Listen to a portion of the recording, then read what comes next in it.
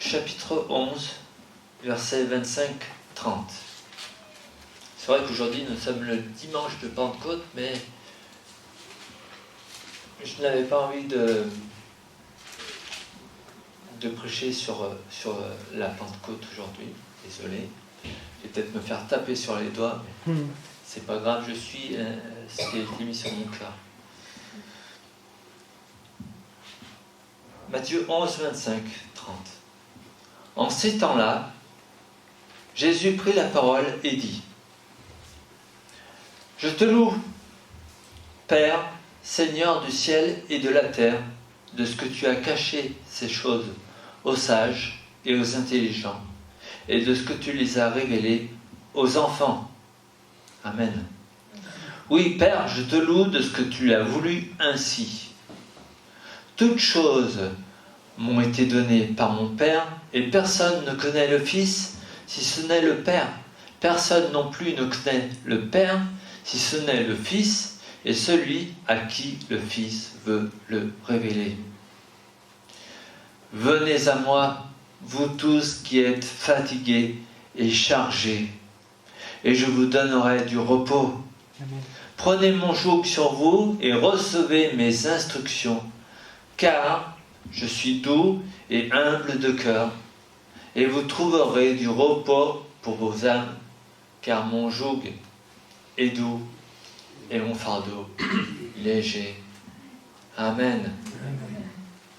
Amen. Alors j'aimerais lire en complément, si vous le voulez bien, Éphésiens 2,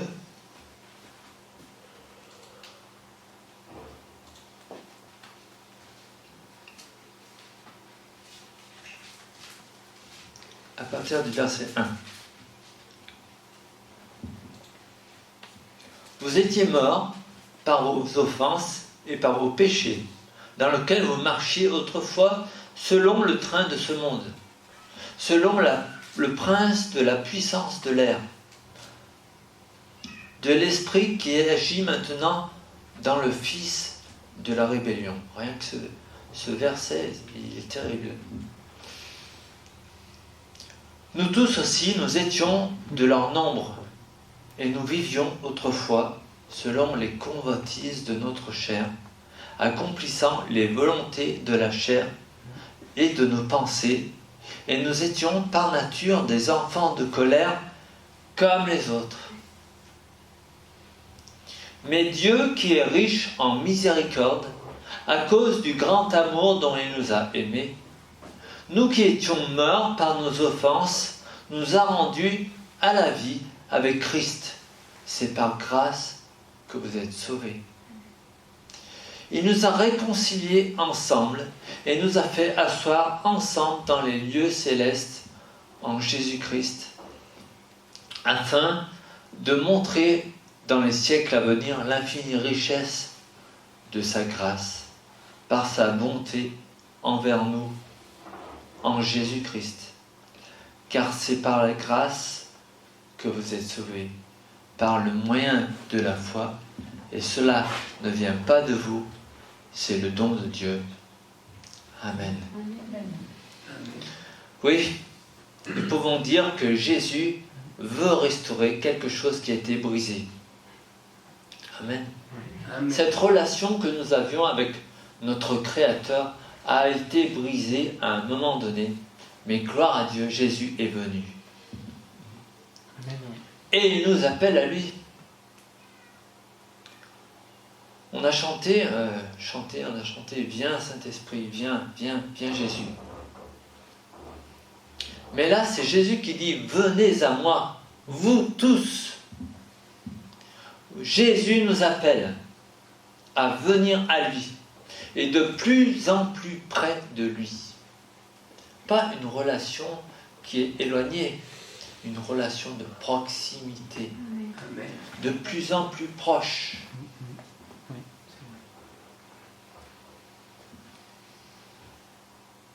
Tels que nous sommes, avec nos qualités, nos faiblesses, approchons-nous plus proche de Dieu. Souvent on dit Saint-Esprit, viens nous visiter, et on a raison.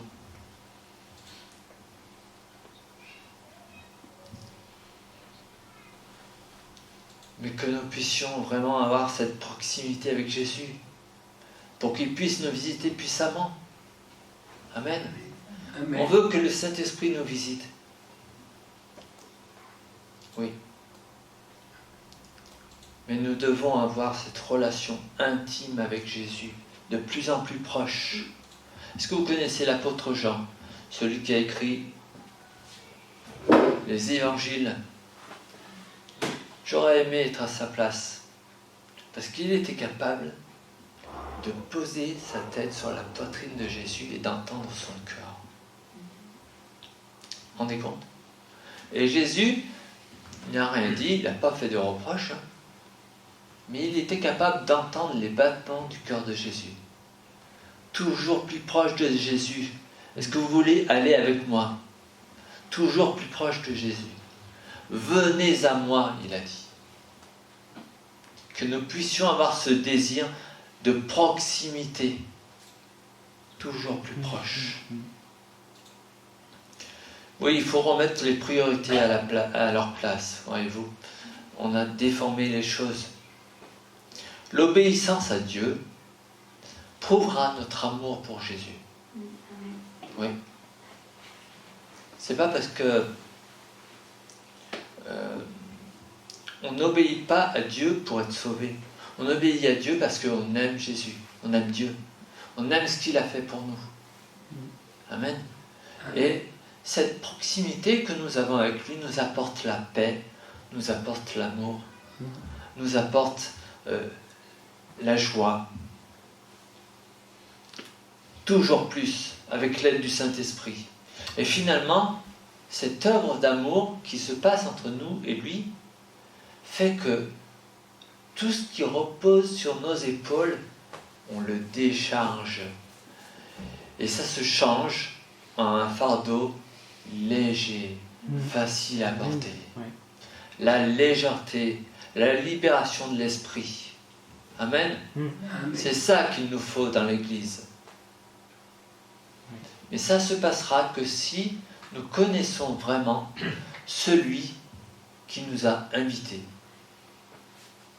Moi, je vous mets en garde, frères et sœurs, on reçoit plein d'invitations. Si vous recevez une invitation de quelqu'un que vous ne connaissez pas, faites attention. C'est pas forcément bon. Mais là, Jésus nous invite et il nous dit, venez à moi. Est-ce que vous connaissez Jésus? Connaissez-le vous vraiment? Oui. Jésus a dit, je suis le chemin, la vérité et la vie, nul ne vient au Père que par moi. Et personne ne connaît le Père si ce n'est le Fils, et personne ne connaît le Fils si ce n'est le Père, et celui qui veut le révéler. Et Jésus a dit, venez à moi, car je suis doux et humble de cœur. Amen. Jésus nous invite à la douceur, la docilité, la douceur. C'est un fruit de l'esprit, la douceur. Je suis doux et humble de cœur. Vous vous rendez compte? C'est Jésus qui dit ça. Mais qu'est-ce que ça veut dire réellement? Ça veut dire que Jésus a été capable de se rendre dans une position qui était celle de serviteur. Un serviteur qui est doux, capable d'accomplir la volonté de celui qui l'envoie, de celui qui l'a enrôlé. C'est ça que ça veut dire. Un serviteur doux, obéissant, qui a été exproprié de son environnement pour venir servir dans un environnement hostile. Amen. Jésus a fait tout cela. Ne l'oublions pas. Il s'est fait serviteur, il s'est fait simple homme. Et avec calme et avec confiance en Dieu, il est venu accomplir ce que Dieu lui avait demandé. Il nous a sauvés. Amen. N'est-ce pas beau? Il a perdu tous ses droits qu'il avait, tout ce qu'il aurait pu revendiquer, il ne l'a pas fait. il a été semblable à un serviteur, semblable à un simple homme. Il s'est fait doux. Personne n'a été plus doux que lui. Frères et sœurs, des fois je me sens agressif. Pas vous? Que le Seigneur puisse nous donner sa douceur. Sa douceur. Nous en avons besoin. Entre nous, entre frères et sœurs. Dans les couples, nous avons besoin de douceur. Et dans l'Église. Il a dit, je suis doux, et il a dit, je suis humble de cœur. Je suis humble de cœur. Jésus nous invite. Je suis humble de cœur. C'est-à-dire que il sait se prosterner. Il sait se faire tout petit. Il sait ce que ça veut dire l'humilité. L'humilité. Il sait se sentir insignifiant, tout petit, par rapport à Dieu, au Père. Jésus est humble de cœur. Il est doux et humble de cœur. C'est le seul à être aussi doux et aussi humble de cœur. Donc mon frère, ma soeur, si tu manques de douceur, va vers Jésus. Si tu manques d'humilité, va vers Jésus. Demande-lui. Approche-toi de lui, plus proche de lui, plus proche de toi, Seigneur. Oui, celui qui a émis son invitation nous invite. Venez à moi. Et nous devons bien connaître celui qui nous a envoyé cette invitation. Parce que lui, il s'est identifié à nous pour venir nous sauver, pour nous aider. Pour aider les humbles, il s'est fait faible, très faible. Jamais on pourra se faire aussi faible que lui. Jamais. Il était tellement doux, et pourtant, il s'est chargé de toutes nos fautes, de tous nos péchés. Il est venu nous chercher.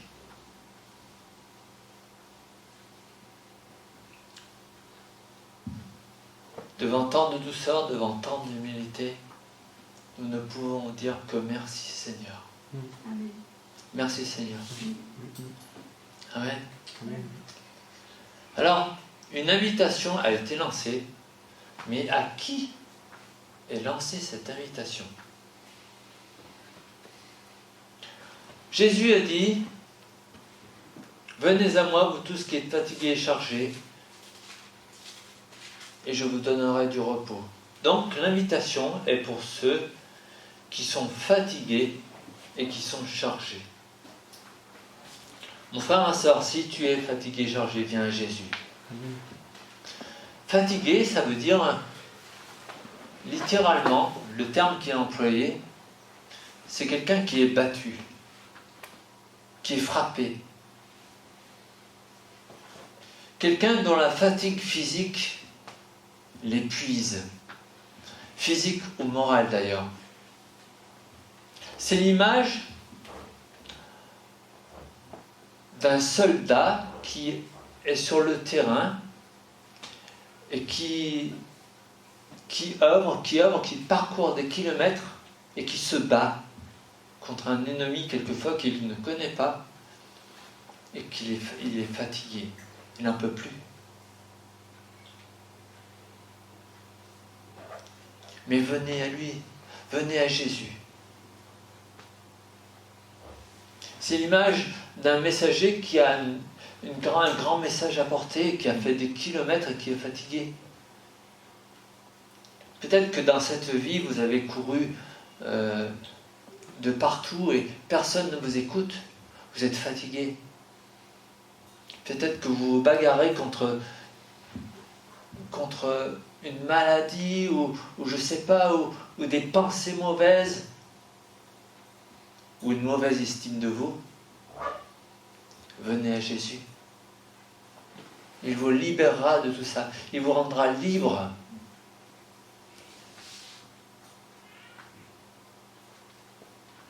Peut-être que vous êtes chargé.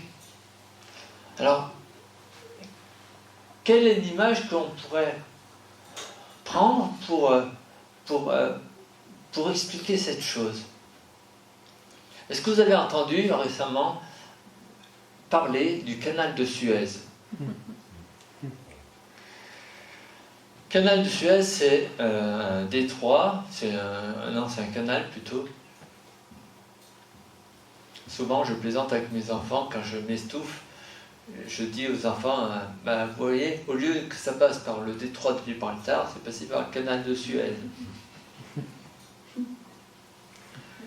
Et là, le canal de Suez, il était bloqué parce que le bateau était tellement chargé qu'il s'était devenu impossible de le piloter correctement. Donc du coup, le bateau, il s'est mis en travers de la route des autres. Et tout était bloqué pendant, je pense, pratiquement un mois. Donc, chargé, c'est l'image, si vous voulez. Vous avez entendu parler de la ville de Tyr. Donc, la ville de Tyr, c'était une ville où toutes les marchandises arrivaient, et il y avait beaucoup de trafic. Et c'est quand Jésus dit chargé, il dit, vous êtes chargé comme un navire dont on a maximisé l'espace pour remplir de marchandises qui va vous peser, et vous ne pourrez plus avancer. C'est ça.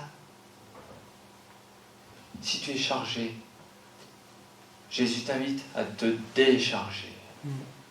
Décharge-toi. Si tu penses que la religion est mauvaise, tu as raison. La religion est mauvaise. C'est Jésus qui est bon. Seul Jésus est bon. Parce que la religion, elle te charge. Si tu fais ceci, tu seras sauvé. Si tu fais cela, tu iras en enfer. Ou si tu fais pas ça, tu ne seras pas bon. Tu n'y arriveras pas. Si tu ne fais pas comme ça, non. Ça, c'est le légalisme. Et Jésus veut nous décharger du légalisme.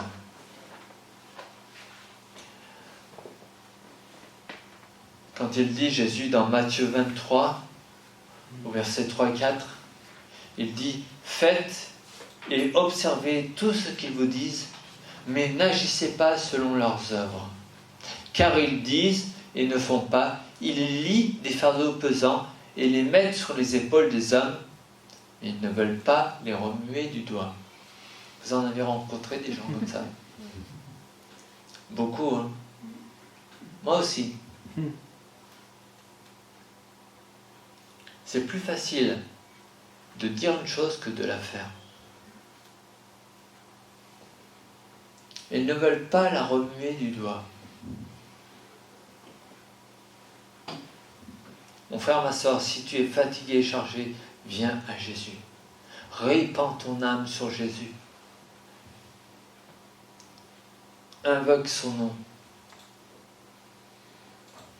Je suis convaincu que l'Église a besoin d'un rapprochement avec son Sauveur. Il ne s'agit pas que l'on se réunisse tous les dimanches d'une manière cathodique. Comme il y en a qui regardent Vivement Dimanche à la télé tous les dimanches.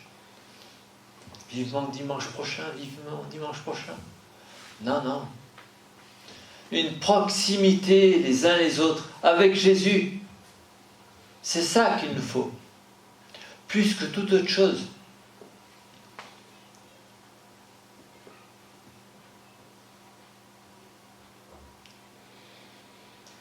Quelqu'un nous a donné une invitation, et c'est Jésus. Venez à moi, vous tous. L'invitation nous était destinée, puisqu'on était fatigués et chargés, et il nous a libérés. Mais en quoi consiste cette invitation? Un bal masqué? On pourrait dire oui aujourd'hui. Mais dehors, dehors.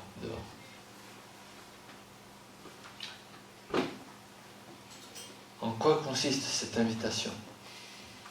À entrer dans son repos. Le repos de Dieu. Le sabbat de Dieu. Le repos, ça vous dit? Non? Amen, ça me dit à moi aussi. Pourvu que je puisse dormir dans mon repos. Des fois, on a du repos, mais on n'arrive pas à dormir quand même. Hein? Non?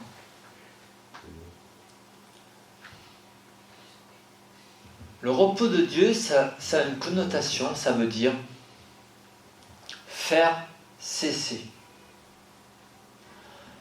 Ton Dieu t'appelle à faire cesser. À faire cesser toutes ces choses qui t'accablent. À faire cesser toutes ces fatigues. À épancher son cœur vers lui pour qu'il puisse t'aider à rentrer dans son repos. Comme il est dit dans Hébreu, efforçons-nous de rentrer dans son repos. Amen. Amen. Le repos de Dieu, ça veut dire faire cesser. C'est une allusion, vous savez tous, c'est une allusion à la fin de la création. Jésus fait allusion à la fin de la création. Quand Dieu a dit, voilà, tout était bon, tout est joli, maintenant, j'arrête. C'est mon repos, c'est mon sabbat. Le 7e jour, c'est le sabbat. Alors, vous n'êtes pas obligé de vous reposer le 7e jour. Hein.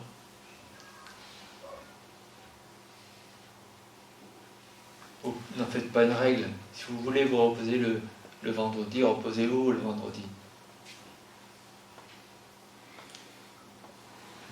Mais plus spirituellement, rentrez dans le repos spirituel de Dieu. Et efforçons-nous de rentrer dans le repos spirituel de Dieu. Il y a quelqu'un, moi je regarde un petit peu les citations, j'en fais pas une maladie, mais je regarde un petit peu les citations des grands hommes de Dieu. Et Martin Luther King a dit ceci. Chaque jour, j'ai tellement de choses à faire que je me sens obligé de prier 3 heures dès mon réveil. Malgré qu'il ait tellement de choses à faire, la nécessité qu'il a, c'est d'avoir une proximité avec Dieu et de pouvoir profiter, même en travaillant, du repos de Dieu. Même en travaillant. Il passait 3 heures dès son réveil, 3 heures en prière. Pourtant, il avait de grandes choses à faire et son ministère était grand. Puissons-nous entrer dans son repos. Et puis Jésus nous parle de quelque chose qui peut sembler paradoxal par rapport à ce qu'il vient de dire, puisqu'il dit « Et vous rentrez dans mon repos, mais prenez mon joug. » Seigneur est bizarre quand même. Vous savez, quand Jésus parle de joug, je crois qu'il n'y a personne de mieux placé pour en parler. Parce que Jésus était charpentier. Et les charpentiers, ça fabriquait des jougs. Et les jougs, est-ce que quelqu'un en a vu déjà? Oui? Moi j'en ai vu un. J'en ai vu. Plus spécialement des jougs pour chevaux où ils étaient unitaires. Mais un joug, ça parle premièrement de servitude. Premièrement de servitude. De fardeau. Mais aussi, ça nous parle d'un tandem. C'est fini l'individualisme. Ce que Jésus nous demande, c'est le communautarisme. Ensemble, nous devons prendre le joug de Jésus. Le joug qui nous parle de l'esclavage, oui, mais de l'esclavage de Christ. Et quelqu'un a dit, la meilleure des libertés, c'est être esclave de Christ. C'est faire l'expérience de l'école de Christ. Prenez mon joug sur vous. Si on veut véritablement être libéré, il faut prendre le joug de Jésus. Amen. Le voulez-vous? L'individualisme est à bannir parce que nous devons travailler pour notre Dieu. Et si on prend un joug, c'est pour travailler. Le joug sert à travailler, à tirer des instruments qui vont travailler le sol, travailler la terre, pour pouvoir planter et semer. Et mes frères et sœurs, nous sommes appelés à travailler ensemble. À bas l'individualisme. C'est fini maintenant. Jésus nous parle de joug. Il y a un joug, ça parle de communion, de communauté. Ensemble. Parce que notre Dieu est communautaire. Il est personnel, bien sûr, mais il est aussi communautaire, à l'école de Christ. Et ce qui est merveilleux, c'est que Jésus dit que son joug est léger. Il dit, mon joug est Christos. C'est-à-dire que cette espèce de bois qu'il passe sur nous, un bois spirituel, on est d'accord, qui n'est plus rugueux, non, c'est pas ça. Il est excellent. Ce joug, il est excellent. C'est quelque chose de bon, quelque chose d'excellent, quelque chose qui peut nous servir. Oui. C'est quelque chose qui est utile, qui est adapté. Il est adapté. Le joug que Jésus veut nous mettre sur notre cou, il est adapté à nous-mêmes. Il est adapté à son Église. Et si on veut bien faire son travail, le travail de Dieu, nous devons prendre ce joug ensemble. Parce qu'il est bon, il est serviable, il est utile, il est adapté à notre but. Amen.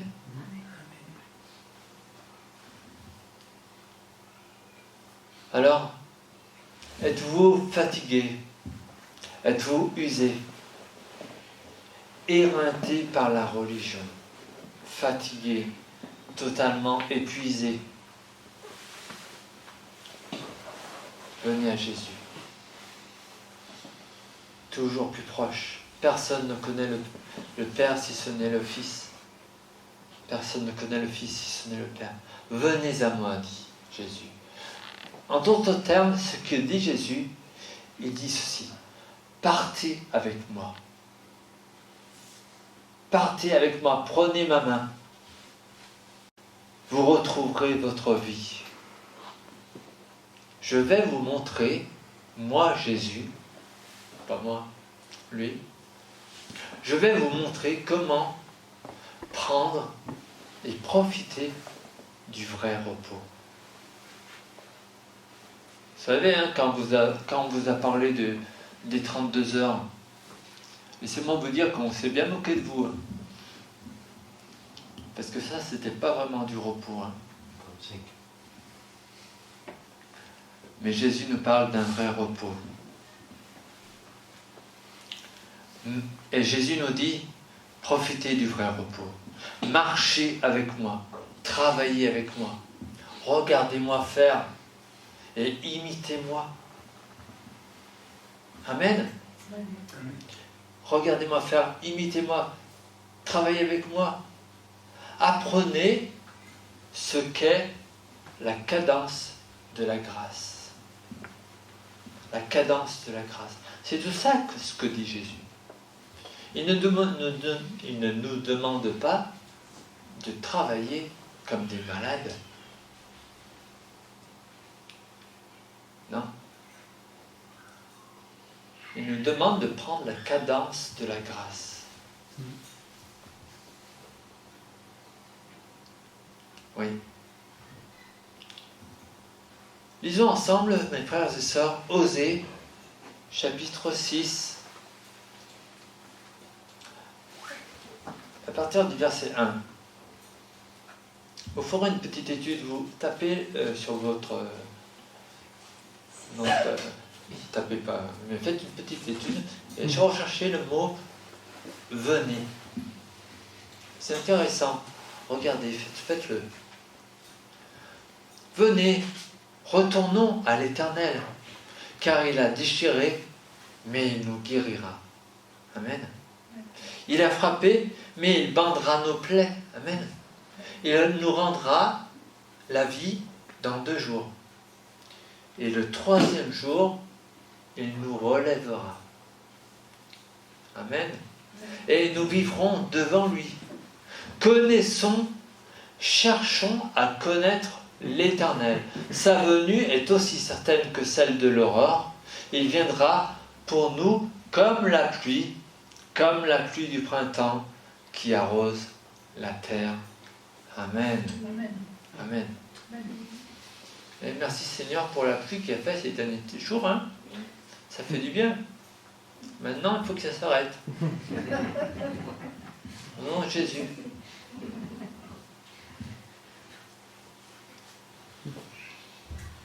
Oui, comme la pluie du printemps arrose la terre. Jésus a promis que son fardeau serait léger, facile à porter. Il faut que nous puissions déposer notre fardeau et prendre le sien qui est sabbatique. C'est-à-dire une vie simple et heureuse. Je vous rappelle que dans le passage que nous avons lu tout à l'heure, Jésus disait « Je te loue, Père, de ce que tu l'as révélé aux enfants. » Amen. Et dans Matthieu 5,5, qu'est-ce qu'il est dit? « Heureux les débonnaires, car ils hériteront de la terre. » Restons simples, frères et sœurs. Libérés de toute complication et de tout fardeau. Libérons-nous l'esprit. C'est ceux qui sont doux. Et puis, acceptons Jésus comme notre enseignant. Le joug parle d'enseignement. Il faut recevoir l'enseignement de Jésus pour pouvoir avancer et apprendre comment lui, il s'y prend. Parce que nous voulons faire comme notre Jésus. Amen. Nous voulons avancer comme lui. Mais nous ne pourrons faire comme lui que si nous restons proches. Une proximité. Une proximité avec Jésus et avec le Père pour apprendre les défis, pour apprendre à gérer le stress. Parce que, mine de rien, sur cette terre, c'est le stress qui domine. Et les pressions du monde. Que Jésus puisse nous apprendre à pardonner. Ouais, à pardonner. Toujours avoir cette envie de pardonner aux hommes qui nous font tant de mal. Avoir cet esprit docile, doux. Ah, ça ne vient pas tout de suite comme ça, hein, ça s'apprend. Mais pour cela, il faut laisser Jésus faire. Venir à Jésus. Alors, Jésus nous invite à une relation de confiance avec le Père, connu et reconnu par Dieu. Et laissez-moi vous dire, comme nous avons lu dans j'ai perdu la référence, c'est Éphésiens 2, que si vous vous laissez faire, vous serez plus riche que l'homme le plus riche. Amen. L'homme le plus riche, il va partir, on sait où. Nous allons en haut. Amen. Nous sommes déjà assis avec Christ, nous dit la parole. Mais pour avoir la vraie richesse, il faut être proche de Jésus. Recevoir ses instructions. Rejeter l'esclavage de la religiosité. Ou de toute autre chose d'ailleurs. Mais tout peut devenir religieux. Tout. Par exemple, je sais qu'il y a des gens qui regardent tous les jours le journal de 20h. C'est un peu pareil. Vous ne sentez pas visé, hein. Mais moi, je ne regarde pas. Ça fait longtemps. Depuis que j'ai vu les tours exposés, j'ai plus regardé. Donc c'était en 2011.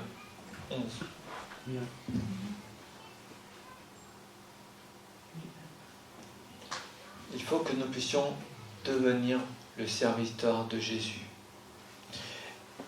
Ésaïe 1 nous dit, au verset 18-19, « Venez et plaidons ». Vous savez, moi je redécouvre Ésaïe et je suis vraiment émerveillé. J'avais un pasteur sur mon télémar et il nous avait expliqué que chaque chapitre correspondait à une caractéristique de Jésus. Vous pouvez relire. Jésus serviteur, Jésus sauveur, Jésus... chaque chapitre. Ésaïe 1 nous dit, « Venez et plaidons, dit l'Éternel. Si vos péchés sont comme le cramoisi, ils deviendront blancs comme la neige. » Amen. Amen. S'ils sont rouges comme le pourpre, ils deviendront comme de la laine. Si vous avez de la bonne volonté, et si vous êtes docile. Et si vous êtes docile. Mes amis, si on n'est pas doux, on ne peut pas recevoir d'instruction. Et si vous êtes docile, vous mangerez les meilleures productions du pays. Amen. Ça, c'est intéressant. C'est la véritable richesse. Vouloir manger les meilleures productions du pays. Souvent, je dis à mes enfants, moi, je vois la vie avec Dieu comme un long jardin où je marche, et Dieu me présente des choses, et je prends.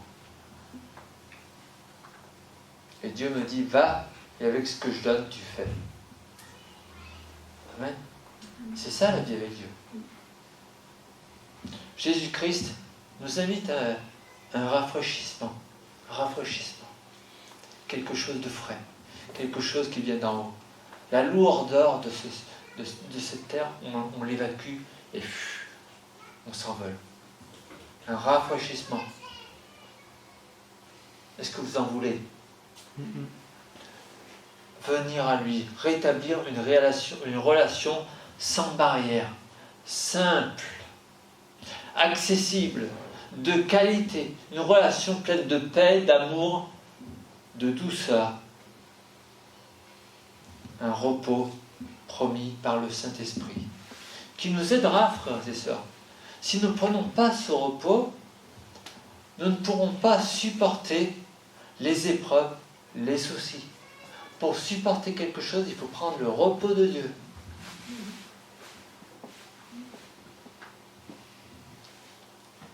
Hébreux 4,16 nous dit, écoutez bien, Hébreux 4,16, « Approchons-nous donc avec assurance du trône de la grâce, afin d'obtenir miséricorde et de trouver grâce pour être secourus dans nos besoins. » Amen. Oui, faisons cela, frères et sœurs. Déchargeons-nous de nos soucis, de nos fardeaux, et prenons le joug de Jésus, car Jésus revient bientôt. Amen. Alors, un dernier verset pour la route, et après, si vous voulez, on priera. Ésaïe 48, 17, 18 nous dit ceci. Ainsi parle l'Éternel, ton Rédempteur. Amen. Ton Rédempteur. Le Saint d'Israël. Moi, l'Éternel, ton Dieu, je t'instruis pour ton bien. Pour ton bien. Je te conduis dans la voie que tu dois suivre. Oh, si tu étais attentif à mes commandements, ton bien-être serait comme un fleuve et ton bonheur comme les flots de la mer. Amen. Alors que Dieu nous aide, frères et sœurs, à vraiment prendre le repos de Dieu, entrer dans son repos, et ainsi avoir un rafraîchissement total et une vraie liberté. Amen. Prions.